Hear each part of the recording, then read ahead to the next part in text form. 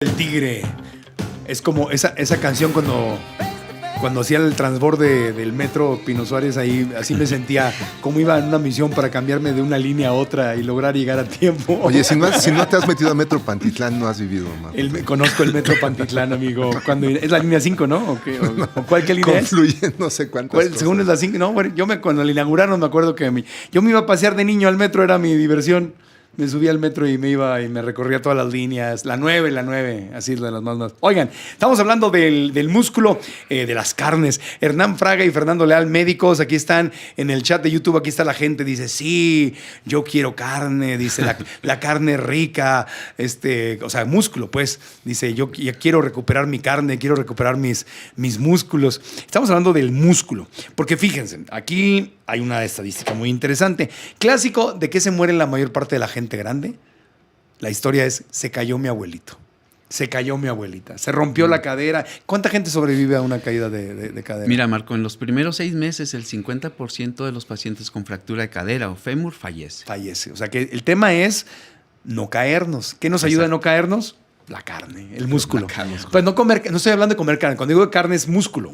Ahorita vamos a hablar de proteína vegetal y proteína animal. Pero dice aquí, según datos de la Secretaría de Salud, las caídas son un problema crítico en la salud de los adultos mayores en México. Según estudios, el 46% de las personas mayores de 60 años en el país han experimentado una o más caídas. Y fíjate, lo que estoy diciendo es que la mitad no sobrevive, ¿no?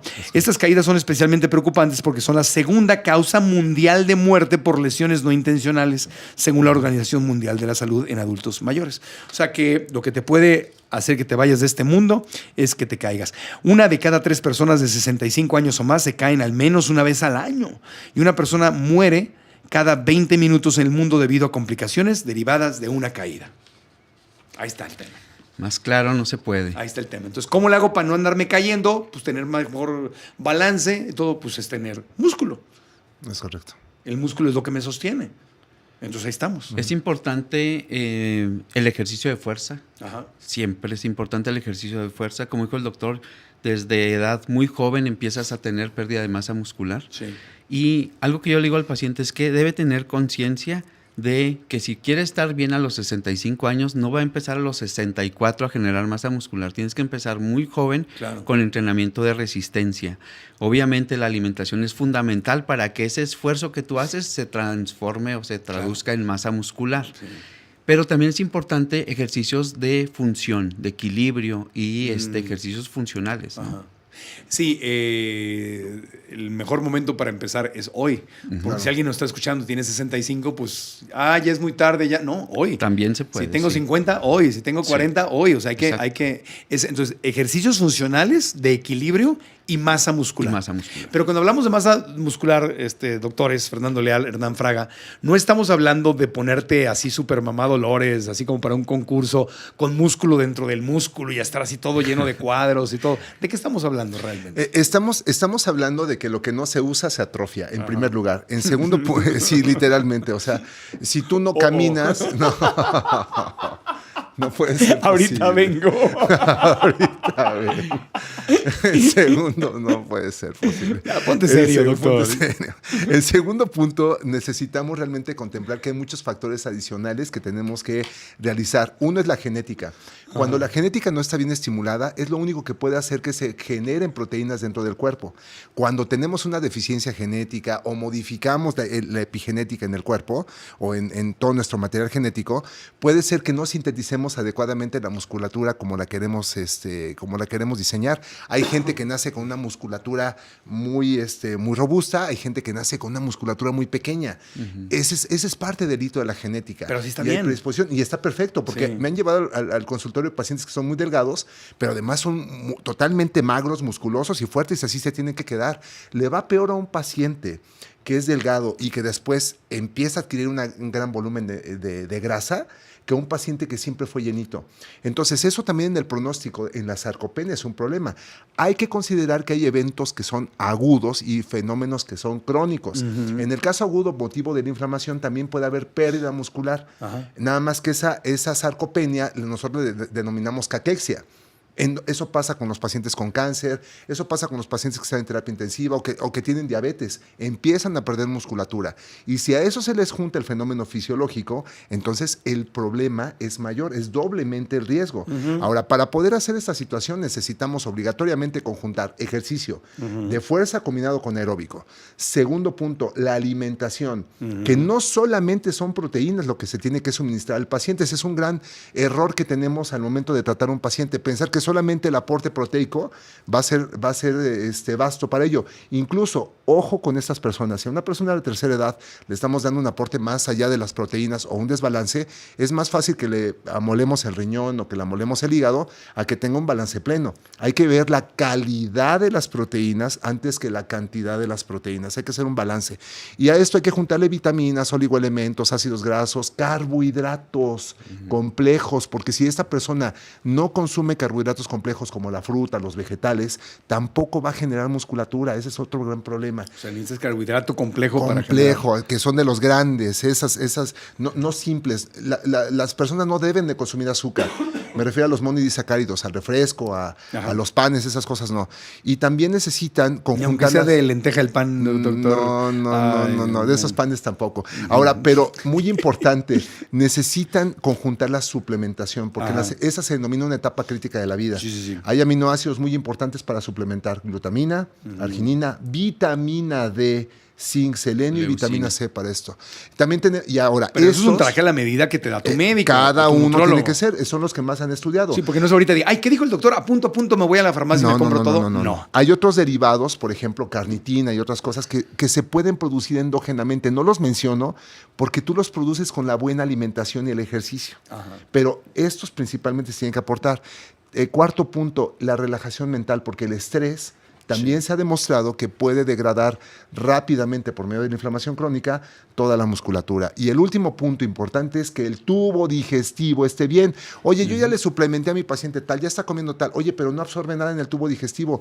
Ese paciente irremediablemente va a tener un problema. Y tomando en cuenta que pierden musculatura, el intestino, que también es un músculo, empieza a dejar de absorber adecuadamente. Ahí es donde vienen también los probióticos como una forma de soporte adicional. La microbiota es fundamental. Y por eso es un traje a la medida. O sea, totalmente. Eso que estás hablando, porque suena muy complejo. Es que eso que dices es sumamente importante. Mira, un paciente, o sea, tú puedes dar como una fórmula probable para que un paciente suba masa muscular, pero debes individualizar. Un paciente lo tienes que evaluar con exámenes de laboratorio. Tienes que saber si hay datos de insuficiencia renal, si hay consecuencias de la hipertensión en ese riñón, si hay datos de la obesidad en ese hígado. Tienes que hacer una impedancia que te da una relación más o menos acertada entre porcentaje de grasa y porcentaje de músculo. Y luego, en base a eso, tienes que decidir. Te pongo dos casos así muy, muy claros.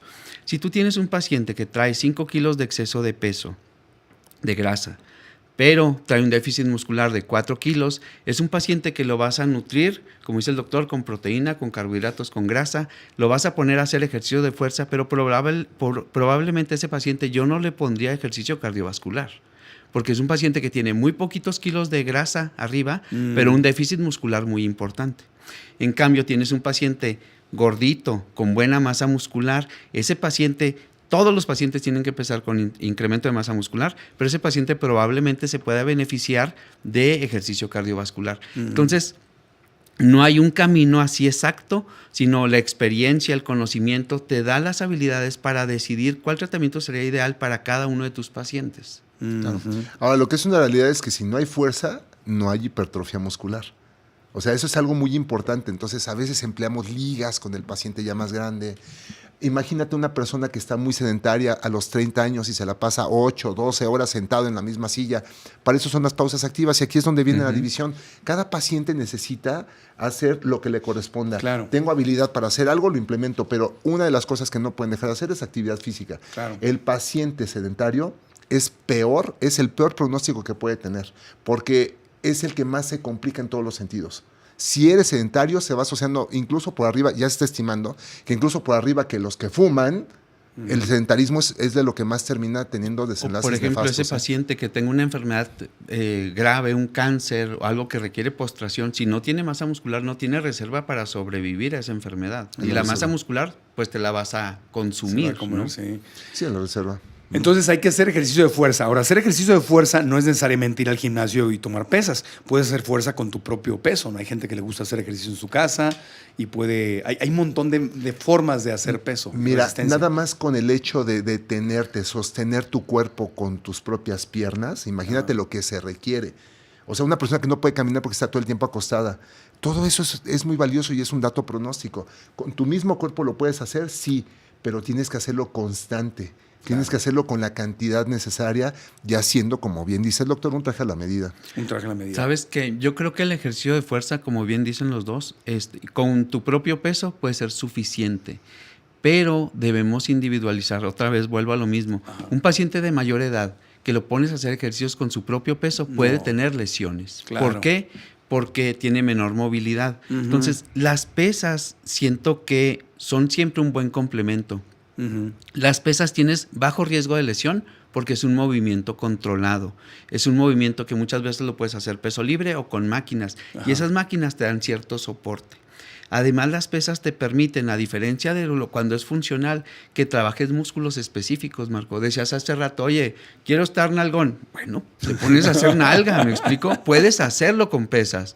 Quiero tener espalda ancha, o el paciente requiere mayor fuerza en cuádriceps o mayor fuerza en femoral, y las pesas te ayudan a ser específico en lo que requiere cada paciente, claro, ya sea en función o en estética. Claro. Sí. Ahora, para todos los pacientes que están postrados y que no se pueden mover, tampoco se estresen, los familiares se estresan. En la misma cama tienen que hacer ejercicios y hay ejercicios para eso, porque muchos no se pueden ir al gimnasio a empujar, ¿no? Entonces, así sea un paciente cuadripléjico, tiene que moverse y tiene que hacer rehabilitación. Sí. En esos pacientes se les llama fisioterapia. Algunos otros van a tener que hacer fuerza, pero de que se tienen que mover, eso no puede omitirse, ¿eh? Eso es algo muy importante. Ok, entonces ejercicio, músculo funcional, alimentación, proteína, ya sea vegetal o animal, relajación mental, ¿qué más? Y control del tubo digestivo. Control del tubo digestivo. Sí, porque si no tienes el tubo digestivo, no digestivo absorbes. Ni absorbes ni señalizas, porque el tubo digestivo se encarga de hacer todo el metabolismo. O sea, señaliza el metabolismo. Claro. Sí, tienes la teoría de la permeabilidad intestinal. Claro. O sea, esa teoría pues justifica inflamación, enfermedades autoinmunes, muchas enfermedades y muchas situaciones. Claro. Yo creo que hay 3 principios básicos, no sé, a ver si el doctor coincide. Ya nos vamos, y faltan 2, tenemos 1 minuto y medio, venga. Bueno, nada más recordar que después del ejercicio el músculo está muy permeable para recibir aminoácidos y proteína. Es un punto importante. O sea, eso sí es verdad. Es un buen momento. Mi proteína, mi licuado de proteína después del gimnasio, eso es verdad. Sí. Y el otro punto para cerrar es: no se fíen nada más de las proteínas de la carne. No es, o sea, de hecho, yo no recomendaría en un adulto mayor consumo de carne, por ejemplo, como una fuente proteica. Tendrían que buscar otras alternativas. Por ejemplo, combinaciones de leguminosas con cereales, pero el otro tema es que toleren en el intestino la levadura de cerveza, microalgas como espirulina.